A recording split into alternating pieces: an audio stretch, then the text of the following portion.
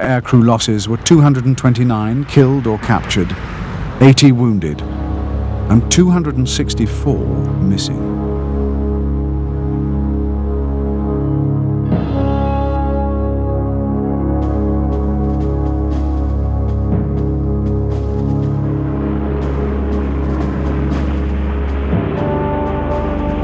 While RAF Fighter Command struggled for its existence in the face of relentless German pressure, a bitter dispute broke out between senior officers about Dowding's handling of the battle.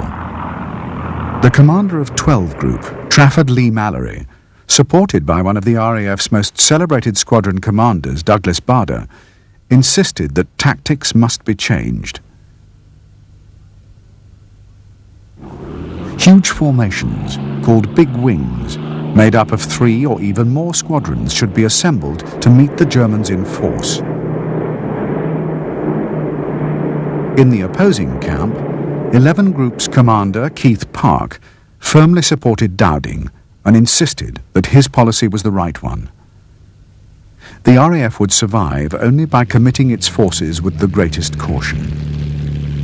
The arguments grew so fierce that cooperation between 12 and 11 Groups was seriously disrupted, and Lee Mallory took his campaign to have Dowding replaced all the way to Winston Churchill. The feuding within Fighter Command was taking place at the period of greatest strain for 11 Group and for Dowding himself. After a fortnight of concerted attacks on 11 Group's airfields, as landlines were severed and operations rooms destroyed, fighter control was becoming ragged and uncoordinated. Aircraft losses were now overtaking production, and the toll of pilots killed was so great that the system of rotating squadrons from hard-pressed to quiet sectors was breaking down. Fresh, frontline squadrons were taking casualties so quickly that no rested units were available to take their place.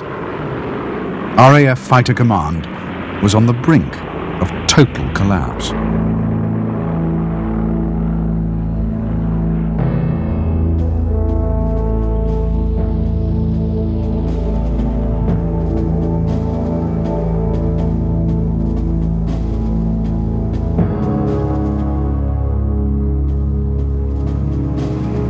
While Fighter Command was struggling to survive the Luftwaffe's onslaught, Bomber Command had been restricted to raids on Germany's industries.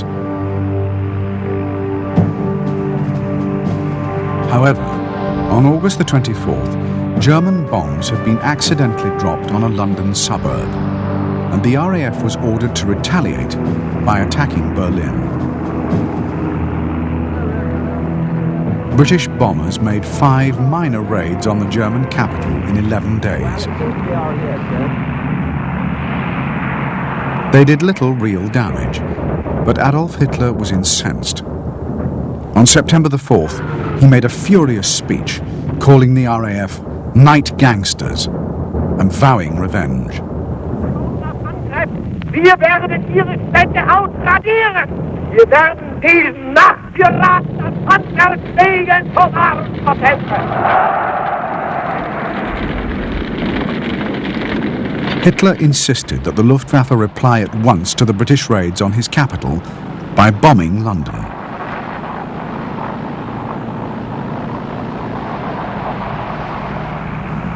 On Saturday, September the 7th, Hermann Goering and Albert Kesselring stood together on the cliffs at Cap Gris-Nez in Normandy to watch a massive formation assemble for the Luftwaffe's first great daylight attack on London.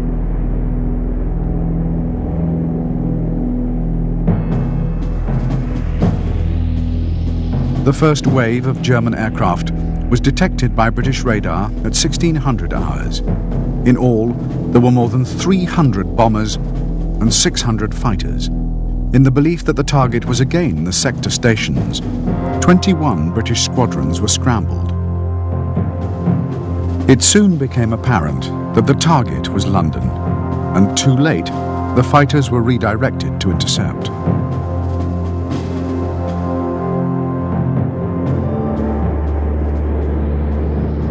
The main targets of the massed bombers were the London docks and the city's East End. Warehouses crammed with rubber, rum, sugar, and other highly inflammable materials were quickly a blazing inferno.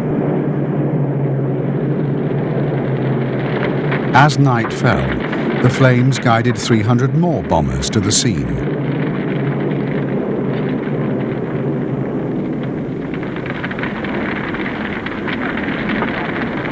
Civilian casualties were unprecedented in an air raid on Britain. 448 people were killed.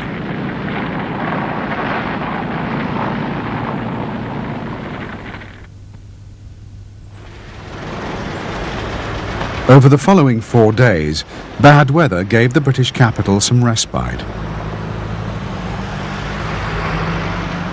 But continued night attacks, and on the 11th, another heavy daylight raid, confirmed to RAF commanders that Luftwaffe strategy had indeed changed radically.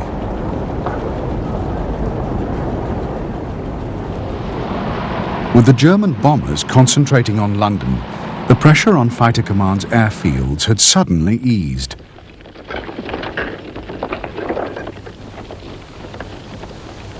RAF station commanders took immediate advantage of the lull. Damaged communications were quickly repaired, and cratered runways were reopened. Ground crew could once more maintain their aircraft in peace, and pilots could catch up with desperately needed rest. There was a new confidence.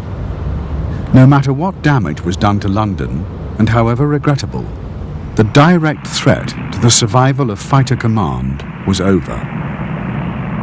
It was the turning point of the battle.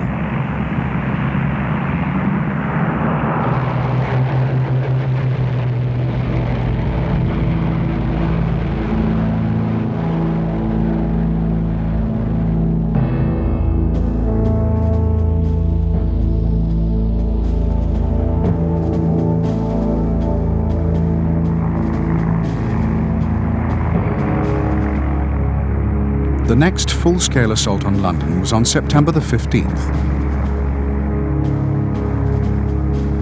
It began with a massive build-up of German aircraft that could be seen by British radar long before they headed for the Channel.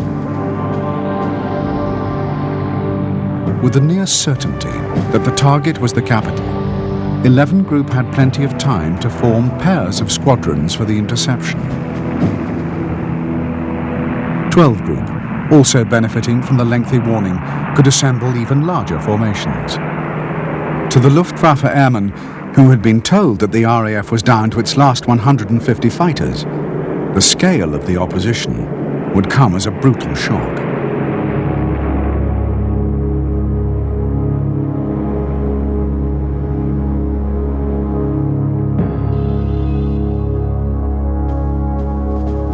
The first wave of German bombers was made up of 100 Dornier 17s of the 3rd and 76th Bomber Wings, with a powerful escort of 109s. The formation crossed the British coast at 11:30 hours. First to intercept were the Spitfires of 72 and 92 squadrons from Biggin Hill. As the raiders approached London, elements of another 19 squadrons joined the fray, including a big wing of 5 squadrons from 12 Group.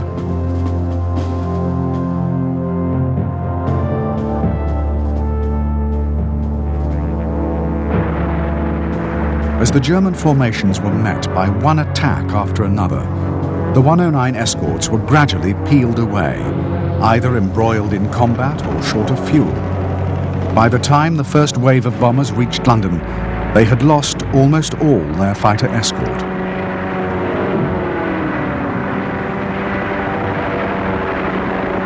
Faced with the frenzied attacks of an enemy far more numerous than they had ever imagined possible, many bombers jettisoned their loads at random and ran for the Channel.